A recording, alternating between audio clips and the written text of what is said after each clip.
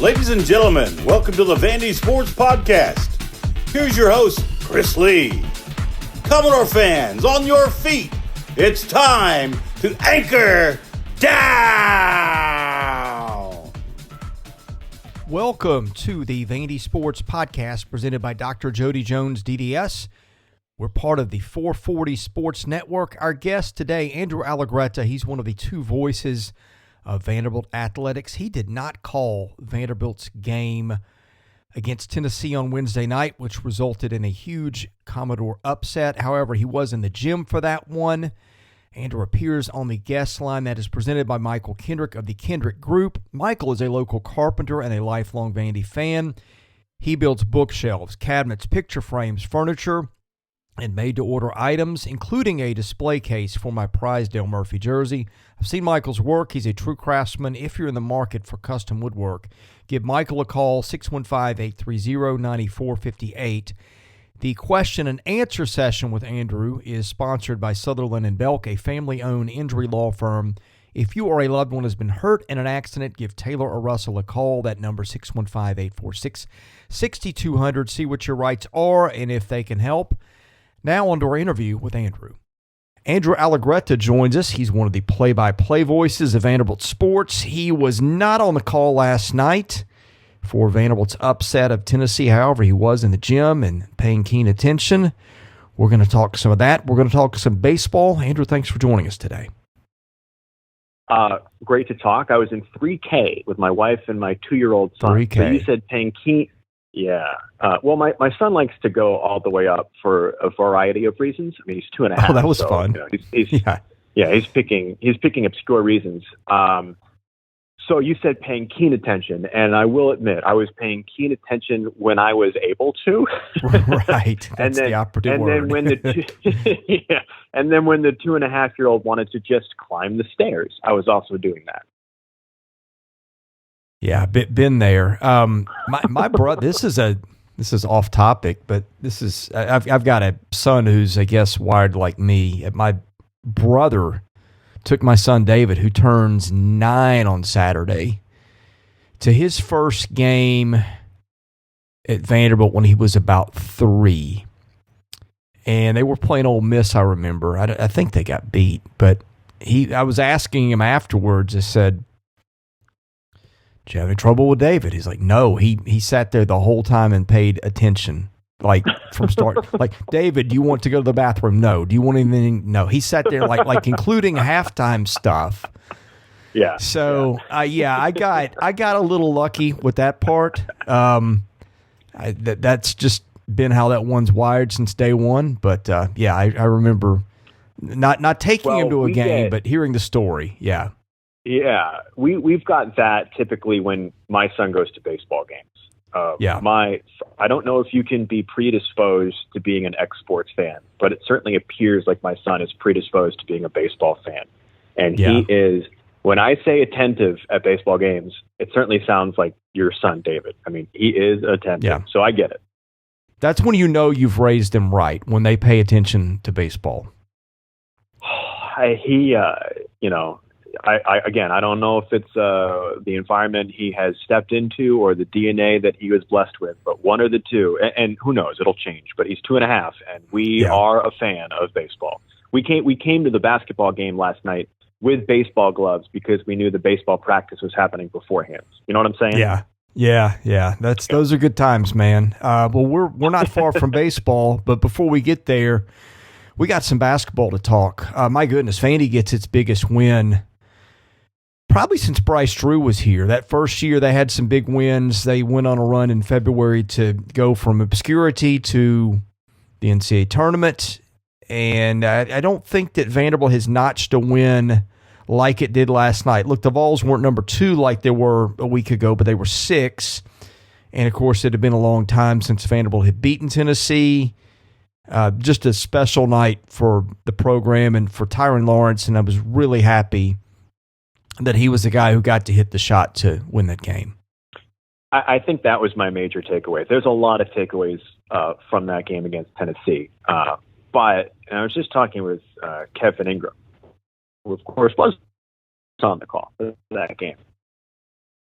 And I think and then it's one of the things we talked about. It does offensively, and Coach Stackhouse has said as much.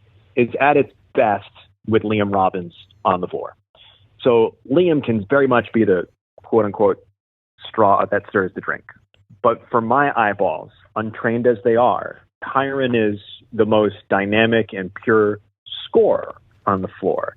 And he's obviously had his rocky roads throughout the rest of the previous stretch of games. We get it. He's got the backstory of losing his father and very much feeling like Stackhouse is stepping into as much as he can a father figure role. And it's been hard to pull that sort of consistent execution out of Tyrin. And it was wonderful through everything that he's gone through, especially in the past 2 weeks, to have that moment. And my hope that you can draw from it is that he continues to learn and lean into what he is as a basketball player, which is an elite scorer. I feel like he can get to the bucket and finish and shoot in ways that maybe some of the other guys can't do at a consistent level. Not that the other ones can't, but he just seems to be on a different plane to me than the rest of the team from a scoring standpoint. Liam makes it go, but Tyrin can score. So for him to have that moment can maybe establish a level of consistency in his confidence moving forward for the stretch run. Might you say he is Robin to Liam Robbins' Batman?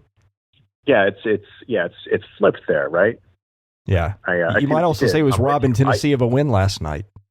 All of these things are in play for sure.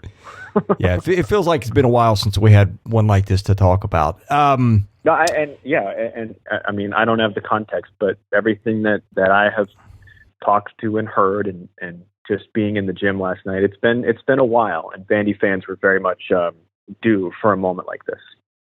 Yeah, crazy. I mean, it's funny. I was watching from TV, and it's like I knew the minute that ball went out of his hand. I just felt like, yeah, they're going to review this, but he beat the clock. But man, that was the timing on all that was just. There was a lot of stuff that happened in that last 17 seconds. Like, first of all, have you ever seen a team? Because I was wondering, I was thinking, like, can they even commit 5 fouls with enough time to get a shot to win this game? That was number one, and they did it with 8 seconds left and still had time for a timeout. So, like, that was the sequence of events just to set that up. And Vescovi missing the foul shot. I think he's an 80% shooter. There was a lot that had to happen there just to set that up. 100%. Again, things we were touching on with Kevin not too long ago. It's like how quickly, Chris, and yes, this is stuff that you should execute on a basic level, but the heat of the moment gets going and sometimes it doesn't happen. How quickly Jordan Wright, I believe it was him, who got the rebound off of Vescovi's miss, gets it to Ezra, gets past half court, calls the timeout, knows the situation, was flawless. It was as smooth as you could ask. And the difference between smooth and not smooth is Stackhouse having 4 to 5 seconds to play with on the final play versus 2. You call a totally different play with 2 seconds versus 4 or 5. Those are the minutia moments throughout the final sequence that are really significant, including the freshman for Tennessee that elected to not take the dunk and try to kill clock, which I don't know what the right move is there. I'll be very honest. I don't know if you should take the points, which I guess you can always default to take the points and all of that sort of stuff. But man, like you said, there was so many fouls that had to be given and so little time on the clock. And it just, everything had to come together. And then the last thing that I would note is watching it live, I thought for sure that Tyrin was behind the backboard, and I was nervous that he had to make a horse-level shot to get it to go in. Now, 2 things 24 hours later. One, I stepped on the floor earlier this morning just coming to work, and I tried to stand to the best of my ability where Tyrin was just to see his angle. I don't think he was behind the backboard, but what I do think, Chris, is he was even with the backboard. Now, the plus for him, he is left-handed, so his angle is not as dramatic. But I would note he was. That's still not an easy shot. Straight on with the rim. It's an easy shot. If you are flat at the backboard, if it's left-handed, the angle, and he was falling away too, is still a little awkward. So the level of difficulty on that shot, especially with how quick he had to let it go, is still pretty high. And throw one more thing into the mix, that was a gutsy pass by Ezra. Because if he misses his target at all, Tyrin doesn't have the time to gather it and shoot. So the efficiency of the pass and the ability to have a quick release and make it from the angle that he had, which again, I still think is flat with the backboard, is really, really impressive. Yeah, if you go back and look at the checklist of all the stuff that had to happen in the last 17.2 and the fact that they pulled it off, it's kind of remarkable. I think that they should have taken the dunk, and here's why. You hit that dunk, you were up, 4 points with 10 seconds left or whatever it is at that point. At that point, Vanderbilt's got to score on 2 different possessions to beat you. That's why I would have done it. But of course, you don't get the luxury of, doing all the calculus in your head. You're taking off with the ball towards the bucket. Although maybe that should have, maybe that should have been discussed in a huddle somewhere before. But you can always what if these things. Speaking of what ifs, in a 1-point game, there's a lot of things that have to happen for it to go your way. And one thing that I noticed Stackhouse did last night, usually when you get a second foul, that's a death sentence for the rest of the half. And Robbins got one. They brought him back in with, 3-4 minutes left in the half. It might have been 2. He gets that dunk on the baseline right before halftime. And, I think that, I can't remember if that put them up 1 or down 2. It was a close game. But point being, in a game like that where it's decided by 1 point, all those little things matter. And that's something Stackhouse did differently last night. I could be wrong. Maybe he's brought guys back with 2 fouls before. But it seems like generally once a guy gets 2, he sits the rest of the half. And that little decision right there had an effect in the outcome, I think. This season of the Vandy Sports Podcast has been made possible by my friend Dr. Jody Jones, DDS. When it comes to general or cosmetic dentistry services, Jody is the best in Nashville. Just check out his client list. It testifies to that. He sees movie stars, music stars, athletes, coaches, you name it. Jody is the dentist of choice for stars in Nashville, but he sees regular folks like you and I as well. What people love about Jody's office is the ambiance. It's relaxing, it's friendly. Someone described it to me as a tooth spa. Whether your needs are general or cosmetic, go see Jody today. Call him 615-270-2322. See him at 55 Music Square East, not far from downtown or the Vanderbilt campus. Jody is a former Vanderbilt football player and a huge Commodore booster, so go and talk Vandy sports with him while you're there. Go see Jody Jones today. Thank him for his support of this podcast, because without it, this season would not be possible. I certainly would co-sign that to the best of my knowledge. I know Liam did come out at least with 30 seconds to go, right? There was a couple of final possessions, which I remember Q being in, which I kind of noted in my brain, okay, let's not tack an extra foul on Liam. I think my hunch would be, without talking with Stack, is it is a close game, and these final couple of minutes and a half certainly can sway the second half in one direction or another out of the gate. So let's at least make sure that we're attached with Tennessee or leading Tennessee.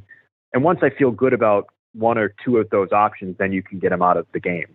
But I also, man, his dunk, is it the one that you're talking about that he dunked through 2 guys? Are we talking about the same dunk? Yeah, the one where he dribbled right baseline, went over Awaka and someone else. It was something. Yeah, someone followed, and I don't know if it was Ezra or Tyrin or whoever. One of the Tennessee defenders followed what looked like a dribble handoff sort of motion to the top of the key, and the right baseline was wide open. And Liam, to his credit, flushed it, right? How many times have we bemoaned basketball players going to the rim and not attacking with a dunk and trying to finesse a shot or whatever?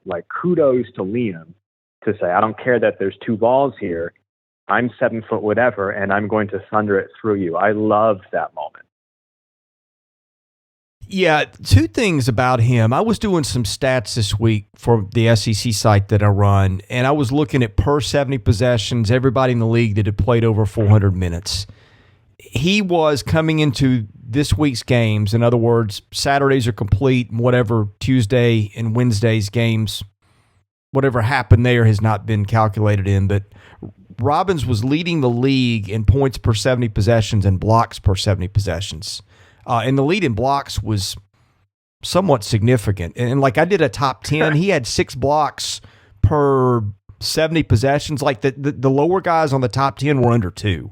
That's how dominant he is on that defensive end. But one other thing about him last night, he steps out, he hits 3 threes in the first half. And in that dunk on the baseline, this discussion came up on our board this morning about him as a pro prospect. Look, I'm not an NBA scout, anything like that. I'm not the best at this, but I'm just thinking, okay, you're 7 feet. You showed you can stretch the floor a little bit last night. You showed you can handle the ball a little bit last night. The stats are great. I think he leads the league in player efficiency rating. And again, some of that's a little bit easier because he hasn't played as many minutes as some other guys, which gets him some rest. He's missed some games with injury. I get all that. But to me, if I'm watching that is an NBA guy, I'm thinking this guy's got to be on our radar because he showed me a lot last night. Yeah. Well, first off, I would agree with the first thing that you said and say it's the same for me that I'm not an NBA scout. But if nothing else, we certainly understand how much he impacts the game, offensively and defensively. And for all of the conversations of the NBA being and this is, I candidly admit, a hijacked point from Tim Legler the other night on SCP. For all of the conversations about the NBA being a offensive league, there is still a high priority place internally on front offices on the ability to defend, at least somewhat. So if you've got someone that can alter a game on both sides of the floor, they're going to be valued. I've got no earthly idea where Liam would fall in that evaluation process, but he certainly has forced people's attention to evaluate him.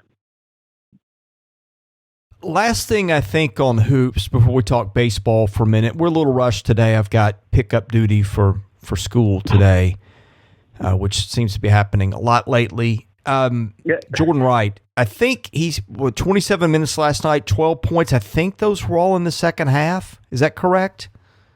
I don't have the exact first to second half breakdown, but again, talking with Kevin throughout the course of the day today, certainly he emphasized that the whole thing doesn't go last night without Jordan's second half performance. So whether they all were, or 10 or 11 or 12, whatever it was, much of that second half doesn't go without Jordan's performance.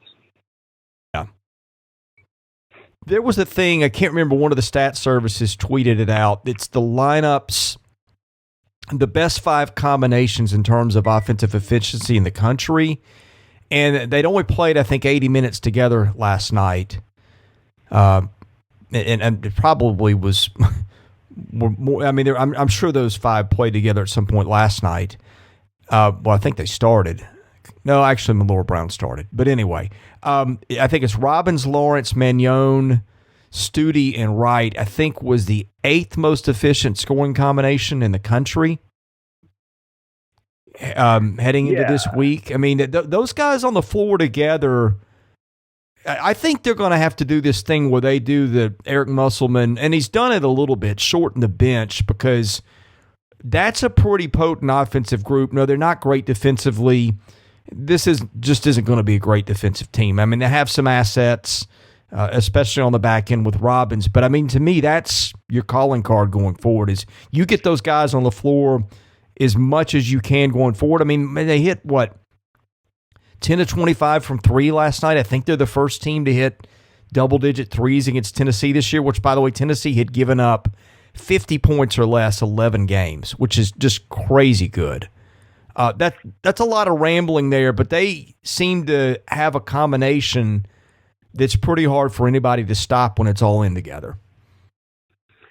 Yeah, I'll defer to you on some of those metrics there because I don't know them, but it strikes me quickly the equivalency of being like, okay, if you're a baseball coach, segue, do you go to the guy that you believe is a slightly better hitter, or do you go to the guy that appears to be a slightly better statistical matchup, right? Like, do you play the left versus right card with your hitter, or do you go to the right versus right because your righty, is a little bit better hitter? So those are coaching calls, man. And sometimes I hunch the matchups are actually important to play, and sometimes you want to leave the individual you deem to be the best athlete on there. I'm not a coach, so I don't know. But that's why being a coach, they get paid what they get paid for good reason. But it ain't all sunshine and roses, man. There's tough calls to decide on. No doubt. We got about 5 minutes. I know we were going to talk baseball for a minute. I don't know where you're going to go, but I'll just open it up and let you go with whatever's on your mind. I will be out there tomorrow. Tomorrow being Friday to watch a scrimmage. I'll be getting a little background info with a contact or two there as we get ready to write our baseball preview stuff next week. Man, it is just gotten here in a hurry. I know you're going to scrimmages and stuff like that and watching and hearing things and such. What have you got on baseball that's sticking out right now? Here, I'll do this because we just did this with Kev for the Anchor podcast. Our official breakout players / pick-to-click players for 2023. I have finally settled on the player I've decided to deem with dishonor, quote unquote. And I'm very interested because this could be a lot of guys. Who do you think I'm going to go with? Matt Polk? No. Okay. Jonathan Vastine. That'll work too. He's hit well in scrimmages, I think. Yeah. So here's why.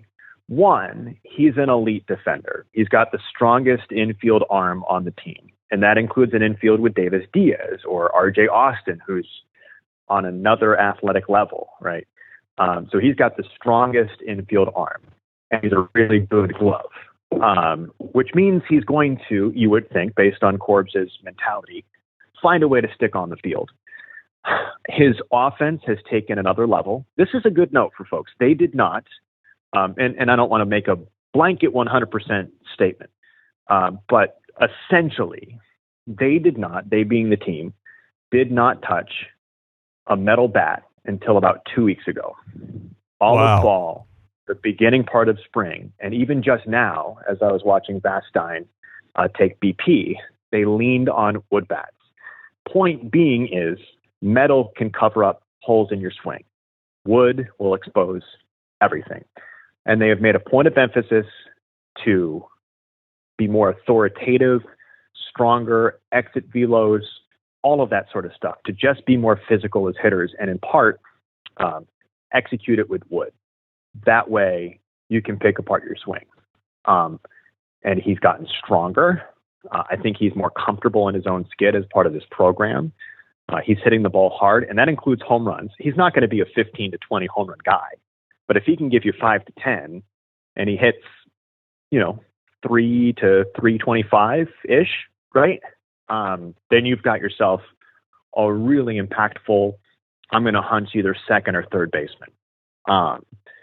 And going back to the in his own skin thing, he's been very vocal during training sessions. Not like hyper rah-rah, but there is a focus in his voice. He's getting the younger players, RJ Austins and, Ivan Arias and all that sort of stuff, those guys to where they need to be in training sessions consistently. He is outwardly a bigger person and a more comfortable person, and I think that will kind of bode well. He's going to hit some rough patches. I mean, it's TCU, Texas, Oklahoma State out of the gates, and then UCLA. And then a trip to Minnesota, and then you start conference play with the defending national champion. It's not going to be easy, but I think he is set up to be a guy that we all notice a lot more throughout the course of the season. So, fingers crossed, I didn't just jinx anybody, but he definitely has been a standout person throughout the course of, January, February. All right. Any other nuggets? Because I'm going to end with asking you to give me your projected opening day lineup. Wow, goodness. No nuggets. The only spot that I feel 100% about, Chris, is center field. Yeah. That is Bradfield's. I think you're talking about an infield that's going to include Vastine, Davis Diaz, Parker Nolan, R.J. Austin, and maybe like a Chris Maldonado, depending on how he handles himself from a freshman maturity standpoint. Not to say he's immature, but he's maybe part of the equation there. Outfield, you're talking about Bradfield in center, and then you're doing a collection of Cal Hewitt, Matthew Polk, R.J. Schreck, T.J. McKenzie, who certainly has earned an opportunity to make an impact. And then, the position that I think, I say it delicately because I don't know for sure, but the position that I think is maybe a little bit more in flux than people realize, and this is not a shot at Jack Bulger. This is a comment on the way that Alan Espinal has improved his game, is the catching spot. Espy is a really good defender. Catches a good game, and he has an absolute hose behind home plate. And you can tell, and Vestine's not alone in this, you can tell and hear that this team is hitting the ball harder this spring, and that includes Espinal. I don't know if he can handle breaking stuff. We're at the point, I think that's kind of the question with him. If he gets a fastball, he's going to drill it. But if it's a curve or a slider or whatever, we could get him off balance. But if his offensive game is stable, Espinal gives you a chance at having a really compelling catcher back there. And again, that's not, Jack Bulger is very cerebral. His transition from catch to throw is very, very quick. He obviously has a ton of power. We know that.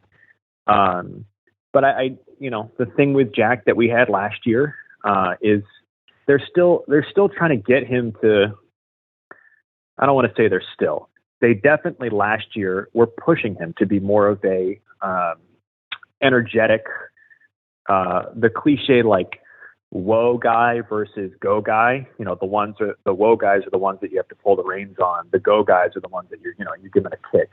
And Jack from a confidence standpoint, he knows he's a really good baseball player, but there's still another thing. There's another level when you're like that guy. And I think they've tried to give him a kick to go. And this is not to say Jack's going to have a bad season. I think he's going to be a very significant part of the offense.